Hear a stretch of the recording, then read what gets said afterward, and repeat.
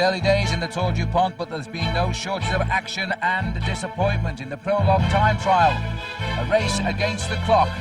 Steve Hague, the champion of the United States, tried but didn't succeed. Jackie Giron, the champion of France, he failed on Monkey Hill. So too did Ron Kiefel, the former US champ. Scott Moninger, they all had trouble on the cobblestones at Monkey Hill. Adriano, Baffi, the Italian hope, was in difficulty as well. But there were those who did succeed. Franz Masson, he set the Prologue time of 6 minutes and 7 seconds. They were aiming at that time now. Andrea Peron, he beat it with 6.6. Gianluca Bortolami, he set the fastest time of the day, while Malcolm Elliot finished in 7th position. The battle between the top two, Lance Armstrong, headed round the Prologue course in a great time for him. He beat Viatcheslav Ekimov, last year's champion, but he didn't win the day. The victory went to the new and first yellow jersey, Gianluca Bortolami, on his first visit to the US. And then followed stage one from Dover to Wilmington. The riders were hot. It was a record speed, and the riders mixed it well. Steve Bauer was looking for an early stage victory. He got one last year at Richmond. But the race continued to hold together. Just two riders dangled out front, Bostic and Van Bon. They didn't stay there for long. As the race came down into the finishing line, Malcolm Elliot in third place was sharpening his wheels for a great sprint finish. But first, it was the Americans who led the race out. Eddie Gregas leading out David McCook. McCook, though, had simply gone too soon. The finishing line was not coming quick enough, so Elliot made his move on the inside. Then came the world's great sprinter Adriano Baffi to take on Malcolm Elliot. They battled shoulder to shoulder, and it was the Englishman Elliot, the Chevrolet L.A.Sheriff, who took the prize. So, as he had done last year, he had the leader's yellow jersey, but instead of 3 days like last time, this was to be for just one. On the road to Richmond, it would be a different tale. A breakaway forming just after some 30 miles covered. Jackie Giron was leading for France. George Hincapie was there for the United States. The Mapei team had missed the move, and then they really missed the day. Towards the end in Richmond, Lance Armstrong put in a tremendous attack. In sight of the finish, he was clear. He is being hunted by his most feared rival, Viatcheslav Ekimov, who is being trailed by the man who finished third last year, Andrea Peron. Peron is now on the same Motorola team as Lance Armstrong. Ekimov had to catch up with Armstrong. He had no choice but to take Peron with him. And just as they caught Armstrong, Peron launched the attack that decided a most incredible day for Team Motorola. Andrea Peron came home for his second win in as many years in the Tour DuPont. This year he was also the race leader. And welcome back to the Tour DuPont. Let's continue our recap of the story so far. There is nobody off the front. Last year, the Kohlstrop team took first, second and third, but one guy was away. He was caught on the line. Now they're all together and going for it. Malcolm Elliot's opening up in the centre.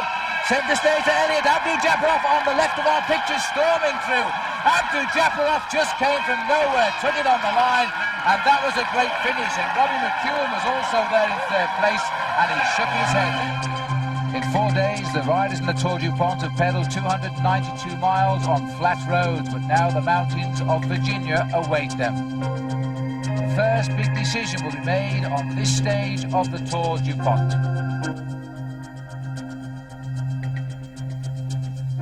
Viatcheslav Ekimov relished the mountains last year. Here in the area of the Roanoke Valley, he laid the foundation for a great victory in this very race. Now the man he beat, can Lance Armstrong ride out of his shadow and into the sun? Armstrong, second these past 2 years, is desperate to win. But there's a third player now. It's Andrea Peron of Italy. He joined the Motorola team. They have two men capable of victory. Viatcheslav Ekimov, he knows it. Today, let battle begin in the high mountains. May the best man win.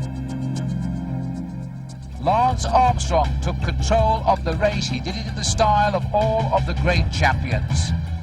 But it wasn't to be that way early on, because while Lance Armstrong was planning his day, there were other riders going out of the race with a chance of overall victory. Gianluca Bortolami, he won the first two climbs, and then on the descent of the second one, was to the right of your picture. Gianluca Bortolami, first around the corner, skidded out. He was to spend the rest of the day following, and by the end of that day would lose more than 23 minutes. His hopes of final victory had gone, but not those of Lance Armstrong. On the climb of Mountain Lake, Armstrong sprouted wings.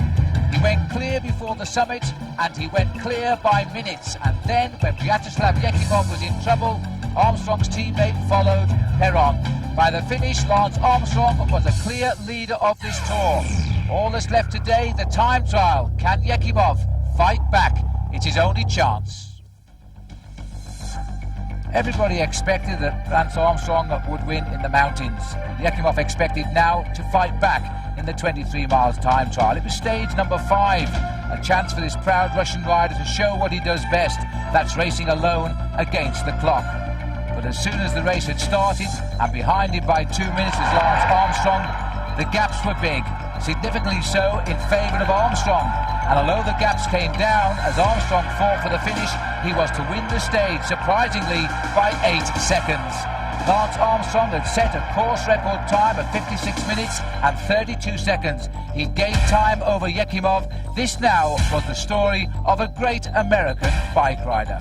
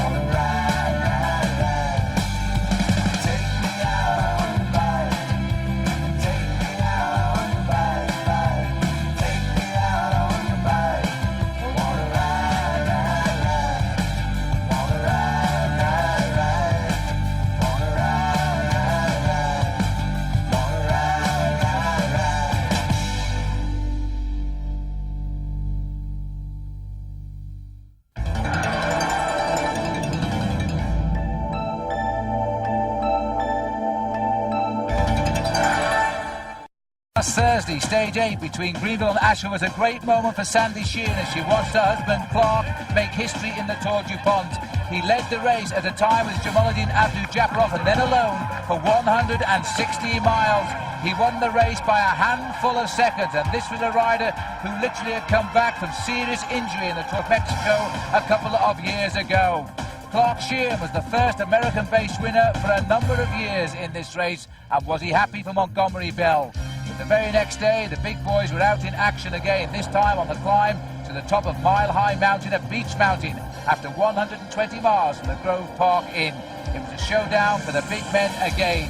Zenon Yaskula was in difficulty on the climb, so too was Andrea Peron, so too was Viatcheslav Ekimov, the man causing the trouble, Lance Armstrong in the yellow jersey, and the last rider to be shed was Laurent Madouas of France. Armstrong went clear with a mile still to climb to the top, and he was waiting for no one, least of all this man, Viatcheslav Ekimov, who by this stage of the race last year was the outright champion. So for the second year in succession, Lance Armstrong was winning the stage at the top of Beach Mountain. He saluted the crowd. He had stage win number 3. The next day he was on the long road to Winston-Salem, and it was to provide us with another surprise result.